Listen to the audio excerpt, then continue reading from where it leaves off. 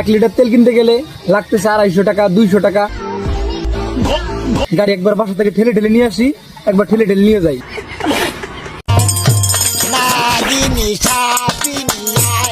ভাই একটু দাঁড়ান তো, আপনার সাথে একটু কথা আছে। আমি অনেকক্ষণ ধরে দেখতেছি আপনি গাড়িটা ঠেলে নিয়ে আসতেছেন, সমস্যাটা কি? ভাই দুঃখের কথা আর কি বলি, গাড়ি ছাড়া তো চলতেও পারি না, সেই জন্য গাড়িকে একবার ঠেলে ঠেলে নিয়ে আসি দোকানে, একবার ঠেলে ঠেলে বাড়িতে নিয়ে যাই।